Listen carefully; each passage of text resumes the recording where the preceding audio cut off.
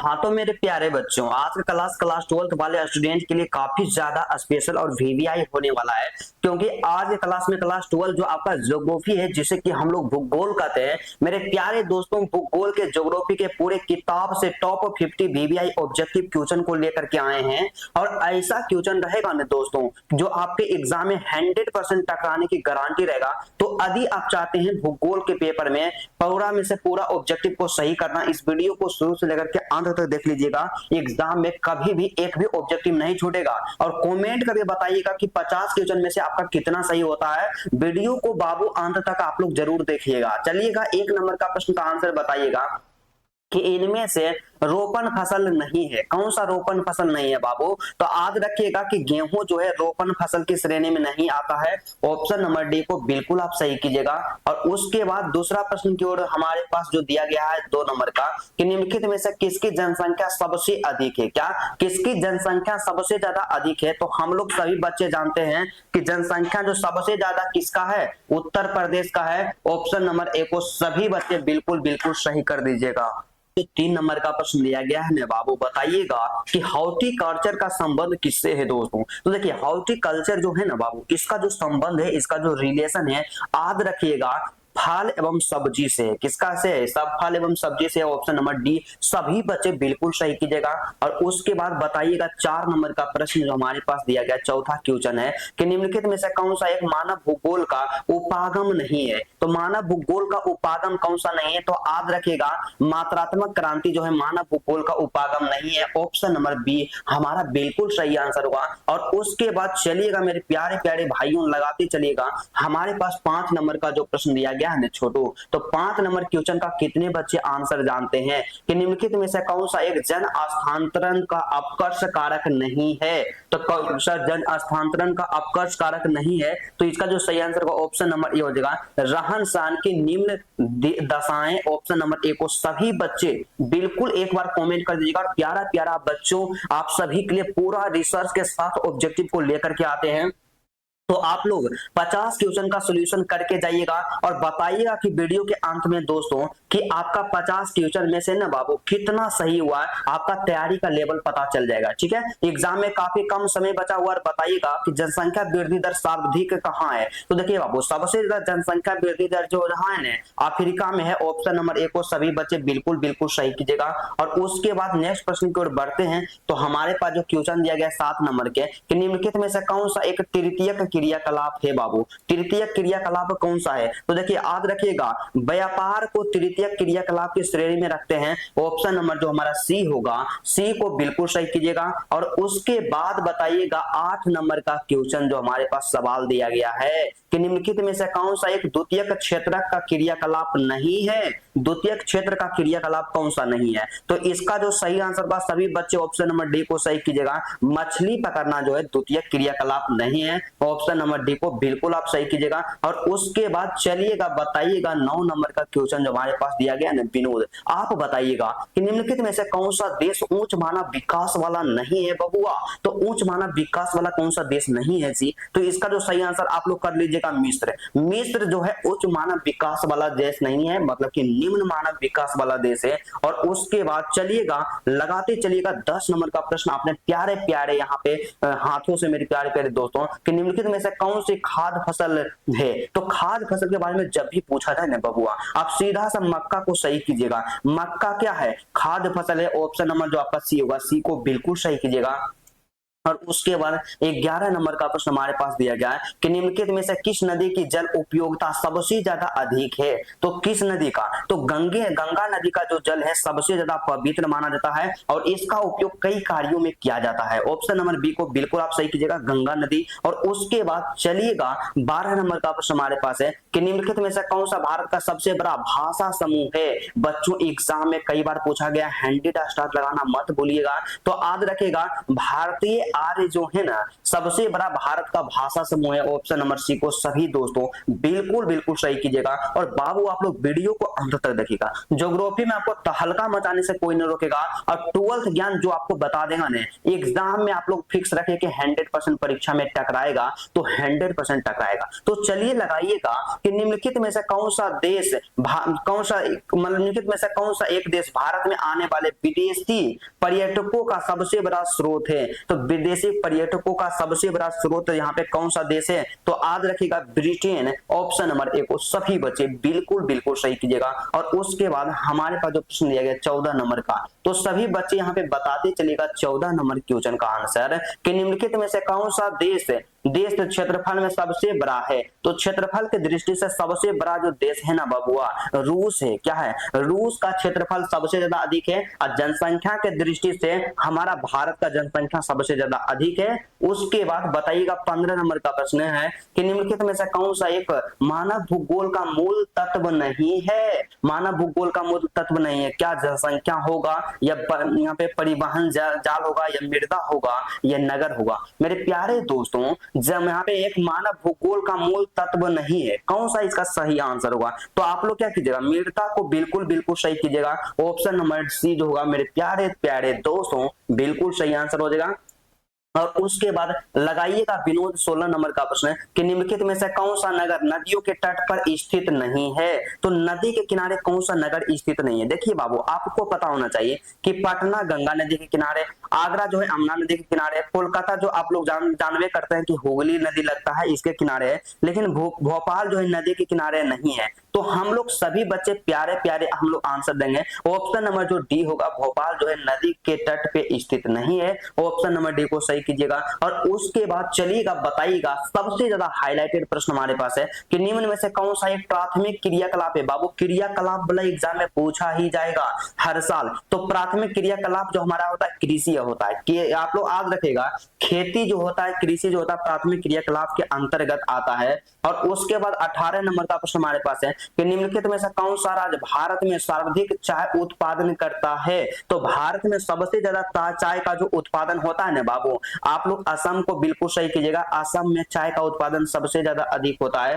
Option number A को बिल्कुल आप सही कीजिएगा। और उसके बाद बताइएगा हमारे पास जो प्रश्न दिया गया 19 नंबर का क्या है कि निम्न में से कौन सा शहर भारत का सिलिकॉन वैली कहलाता है। तो सिलिकॉन वैली के नाम से जो जाना जाता है ना बाबू याद रखेगा बेंगलुरु को, किसको, बेंगलुरु को सिलिकॉन वैली के नाम से जाना जाता है। और उसके बाद चलिएगा आप लोग बस वीडियो को इतना देख लिए ना बाबू तो एक बार वीडियो को लाइक कर दीजिएगा, चैनल पे नए हैं सब्सक्राइब करके जाइएगा। और बताइएगा 20 नंबर का प्रश्न हमारे पास है कि निम्नलिखित में से कौन सा एक खनिज ईंधन नहीं है। तो खनिज ईंधन कौन सा नहीं है दोस्तों, तो खनिज ईंधन के बारे में बात करते हैं ना जी, सोना जो है खनिज ईंधन नहीं है। आपको पता है ईंधन होना चाहिए, कोयला ईंधन है, पेट्रोलियम ईंधन है, प्राकृतिक गैस भी ईंधन है, लेकिन ऑप्शन नंबर डी जो है सोना जो है ये खनिज है। ठीक है, उसके बाद बताइएगा 21 नंबर का प्रश्न हमारे स्क्रीन पे जो दिया गया है कि भारत में सर्वाधिक जनसंख्या घनत्व वाला राज्य कौन सा है। तो सबसे ज्यादा अधिक जनसंख्या यहाँ पे बिहार में है। बिहार का जनसंख्या घनत्व सबसे ज्यादा अधिक है। ऑप्शन नंबर ए को बिल्कुल सही कीजिएगा। और उसके बाद चलिएगा 22 नंबर प्रश्न का आंसर बताइएगा कि निम्नलिखित में से कौन सा उद्योग अन्य सभी उद्योगों का आधार है बाबू। तो देखिए अन्य सभी उद्योगों का आधार कौन सा है, तो याद रखिएगा लोहा इस्पात उद्योग जो है ना सभी उद्योगों का आधार है, क्योंकि लोहा के द्वारा ही सभी उद्योग संचालित होते हैं। और उसके बाद 23 नंबर का प्रश्न हमारे स्क्रीन पे दिया गया है कि निम्न में से कौन सा एक बंदरगाह भारत के पूर्वी तट पर स्थित है। बच्चा पार्टी इसका सही आंसर क्या होगा जी, तो इसका सही आंसर ऑप्शन नंबर सी को कीजिएगा बच्चा पार्टी चेन्नई, बिल्कुल बिल्कुल सही आंसर होगा। ठीक है, उसके बाद बताइएगा बालक जो हमारे पास अगला जो क्वेश्चन दिया गया है कि निम्नलिखित में से कौन सा क्षेत्र भारत में जल का सबसे बड़ा उपभोक्ता है, मतलब जल का सबसे ज्यादा वहां पे उपयोग किसमें किया जाता है। तो सभी बच्चे जानते हैं कि कृषि में जल का सबसे ज्यादा यूज किया जाता है। ऑप्शन नंबर ए जितने भी बच्चे का आंसर आ रहा है बिल्कुल आपका सही आंसर होगा। आपका तैयारी बिल्कुल ज्यादा बेहतर है। तो तैयारी का लेवल आपको यहाँ से पता चलेगा, परीक्षा में आने वाला क्वेश्चन है। और बताइएगा निम्नलिखित में से कौन सा एक परंपरागत ऊर्जा स्रोत है। परंपरागत ऊर्जा स्रोत बबुआ आपको सिंपल से याद रखना है कि कोयला जो है परंपरागत ऊर्जा स्रोत है। परंपरागत ऊर्जा स्रोत का मतलब क्या हो गया यहाँ पे कि एक बार उपयोग कर लेने के बाद क्या होता है, खत्म हो जाता है। ठीक है, उसके बाद चलिएगा बताइएगा 26 नंबर का प्रश्न हमारे पास है कि निम्नलिखित में से कौन सा एक गैर परंपरागत ऊर्जा का स्रोत है। आपको तुरंत हम बताएं कि परंपरागत ऊर्जा स्रोत का मतलब एक बार उपयोग कर लेने के बाद खत्म हो जाता है, लेकिन यहाँ पे गैर परंपरागत मतलब कि उपयोग करेंगे खत्म भी कभी नहीं होगा। तो यहाँ पे सौर ऊर्जा जो है ना कभी खत्म होने वाला ऊर्जा का स्रोत नहीं है। ऑप्शन नंबर बी को बिल्कुल आप सही कीजिएगा। और उसके बाद चलिएगा 27 नंबर का प्रश्न हमारे पास दिया गया है कि भारत का सबसे बड़ा सूती वस्त्र उत्पादक राज्य कौन सा है। तो सबसे ज्यादा भारत में सूती वस्त्र का जो उत्पादन किया जाता है महाराष्ट्र में किया जाता है। ऑप्शन नंबर बी को सभी बच्चे बिल्कुल सही कीजिएगा। और उसके बाद चलिएगा लगाते चलिएगा 28 नंबर का क्वेश्चन हमारे पास है कि निम्नलिखित में से कौन सा भारत का सबसे छोटा राज्य है, क्षेत्रफल के अनुसार बताना है। तो क्षेत्रफल के दृष्टि से भारत का सबसे छोटा राज्य कौन सा है, गोवा है। कौन सा है, क्षेत्रफल के मामले में गोवा भारत का सबसे छोटा यहाँ पे स्टेट है। और उसके बाद चलिएगा बाबू एग्जाम के लिए पॉपुलर प्रश्न है कि निम्नलिखित में से कौन सा भारत का सबसे लंबा राष्ट्रीय राजमार्ग है। तो NH-44 हो जाएगा। ऑप्शन नंबर जो हमारा क्या है, ए है मेरे प्यारे प्यारे दोस्तों। ऑप्शन नंबर ए को बिल्कुल आप सही कीजिएगा। और चलिएगा जी 30 नंबर का क्वेश्चन हमारे स्क्रीन पे आ गया है कि निम्नलिखित में से कौन सा राज्य गेहूं उत्पादन में प्रथम स्थान पे है। तो गेहूं का सबसे ज्यादा उत्पादन बाबू कहां पे किया जाता है, तो उत्तर प्रदेश में किया जाता है। और उत्तर प्रदेश को यूपी कहते हैं शॉर्ट में, आप लोग बिल्कुल याद रखिएगा सबसे ज्यादा गेहूं का उत्पादन। उसके बाद बताइएगा 31 नंबर का क्वेश्चन हमारे पास है कि निम्नलिखित में से कौन सा पतन एक भू आवर्ध पतन है। मेरे प्यारे दोस्तों इसमें से सही आंसर होगा ऑप्शन नंबर बी हो जाएगा, विशाखापत्तनम। ऑप्शन नंबर बी को बिल्कुल बिल्कुल आप सही कीजिएगा। और उसके बाद चलिएगा हमारे पास जो नेक्स्ट प्रश्न दिया गया 32 नंबर के कि भारत में जनगणना कितने वर्षों के अंतराल पे होती है। तो 10 वर्षों के अंतराल पे होती है, सभी बच्चे जानते हैं। उसके बाद चलिएगा 33 नंबर का प्रश्न हमारे पास दिया गया है कि निम्नलिखित में से कौन सा एक मानव भूगोल का जनक माना जाता है, मतलब कौन सा एक मानव भूगोल का जनक माना जाता है। तो मानव भूगोल का जनक जो है दोस्तों किसे कहता है, राइट जेल को कहता है मानव भूगोल का जनक। ऑप्शन नंबर ए को बिल्कुल आप सही कीजिएगा। और उसके बाद चलिएगा बताइएगा नेक्स्ट क्वेश्चन जो हमारे पास दिया गया 34 नंबर का, तो इसका आंसर बताइएगा कि निम्नलिखित में से कौन सा एक यहाँ पे रेशा फसल है। तो रेशा फसल कौन सा है बाबू। तो रेशा फसल के बारे में जब भी बात करते हैं तो आप लोग कपास को बिल्कुल सही कीजिएगा। ऑप्शन नंबर जो हमारा ए होगा बिल्कुल राइट आंसर हो जाएगा। और उसके बाद हमारे पास जो 35 नंबर का प्रश्न है कि भारत में सबसे कम जनसंख्या वाला राज्य कौन सा है। तो सबसे कम जनसंख्या किस राज्य में है, तो याद रखेगा Arunachal Pradesh. Option number A को बिल्कुल आप सही कीजिएगा। और उसके बाद चलिएगा दोस्तों 36 नंबर का प्रश्न है कि निम्नलिखित में से कौन सा एक चतुर्थक क्रियाकलाप है। तो चतुर्थक क्रियाकलाप कौन सा हो जाएगा, ऑप्शन नंबर ए हो जाएगा सूचना का संग्रहण। ऑप्शन नंबर ए को बिल्कुल आप सही कीजिएगा। और उसके बाद बताते चलिएगा नेक्स्ट प्रश्न हमारे पास 37 नंबर का दिया गया है कि निम्नलिखित में से कौन से एक सूती वस्त्र केंद्र तमिलनाडु में स्थित है। तो तमिलनाडु में सूती वस्त्र केंद्र जो स्थित है कोयम्बटूर है। कौन सा है, कोयम्बटूर है। ऑप्शन नंबर ए को बिल्कुल बिल्कुल आप सही कीजिएगा। और उसके बाद बताइएगा हमारे पास जो 38 नंबर का क्वेश्चन आया है ना बाबू कि निम्नलिखित में से कौन सा राज्य तांबा उत्पादन में अग्रणी है, मतलब सबसे ज्यादा तांबा का उत्पादन कहाँ किया जाता है। तो याद रखिएगा बाबू मध्य प्रदेश में तांबा का उत्पादन जो है सबसे ज्यादा अधिक किया जाता है। ऑप्शन नंबर डी को सही कीजिएगा। और उसके बाद 39 नंबर का प्रश्न हमारे स्क्रीन पे आ गया है, बताइएगा कि निम्न में से कौन सा एक अंतरराष्ट्रीय व्यापार का प्रवेश द्वार कहलाता है। तो अंतरराष्ट्रीय व्यापार का प्रवेश द्वार कौन कहलाता है, समुद्री पतन कहलाता है। ऑप्शन नंबर बी को सभी बच्चे बिल्कुल सही कीजिएगा। थोड़ा सा फास्ट में सॉल्यूशन करवाएंगे क्योंकि कम समय में ज्यादा क्वेश्चन का सॉल्यूशन करवाना है। और बताइएगा कि सुएज नहर निम्नलिखित में से किसे जोड़ती है। तो सुएज नहर हम लोग सभी बच्चे जानते हैं कि किसे जोड़ती है, भूमध्य सागर को लाल सागर से जोड़ती है। सभी बच्चे ऑप्शन नंबर ए को बिल्कुल सही कीजिएगा। काफी ज्यादा खतरनाक प्रश्न है और इसका एक भाई आ गया। यहाँ पे क्वेश्चन का क्या कहना है कि पनामा नहर किसे जोड़ती है। तो सिंपल सा आपको याद रखना है कि पनामा नहर जो जोड़ते हैं ना बबुआ प्रशांत महासागर को अटलांटिक महासागर से जोड़ती है। ऑप्शन नंबर ए को सभी दोस्तों बिल्कुल बिल्कुल सही कीजिएगा। और उसके बाद बताइएगा 42 नंबर का प्रश्न हमारे डिस्प्ले पे दिया गया है कि निम्नलिखित में से कौन सा एक इस्पात संयंत्र उत्तर प्रदेश में स्थित नहीं है? तो उत्तर प्रदेश में कौन सा स्थित नहीं है? तो भद्रावती इस्पात संयंत्र, ऑप्शन नंबर सी को बिल्कुल सही कीजिएगा। ठीक है, उसके बाद चलिएगा दोस्तों, बताइएगा 43 नंबर का प्रश्न हमारे पास है कि भारत की पहली आधुनिक सूती वस्त्र मिल कहां स्थापित की गई है? तो कहां पे स्थापित की गई थी? तो मुंबई को बिल्कुल सही कीजिएगा। मुंबई में सबसे पहले भारत की आधुनिक सूती मिल की स्थापना किया गया था।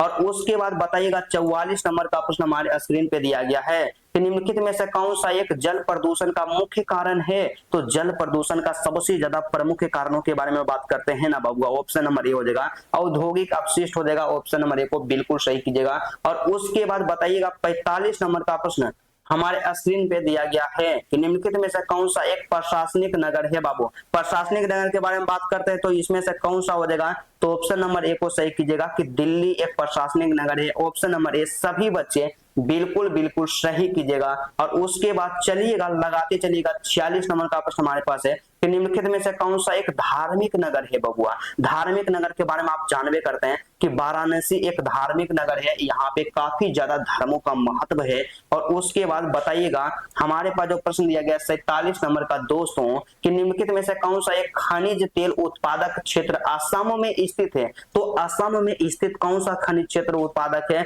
यहाँ पे डिगबोई जो है ना बबुआ, एक तेल उत्पादक क्षेत्र है जो कि असम में अवस्थित है, ऑप्शन नंबर ए को सही कीजिएगा। और उसके बाद लगाते चलिएगा 48 नंबर का प्रश्न कि निम्न में से कौन सा एक वायु परिवहन का लाभ है? तो वायु परिवहन का कौन सा लाभ है बाबू? तो याद रखेगा तीव्र गति जो है वायु परिवहन का लाभ है, ऑप्शन नंबर ए को बिल्कुल सही कीजिएगा, क्योंकि वायु परिवहन का वेग सबसे ज्यादा अधिक होता है।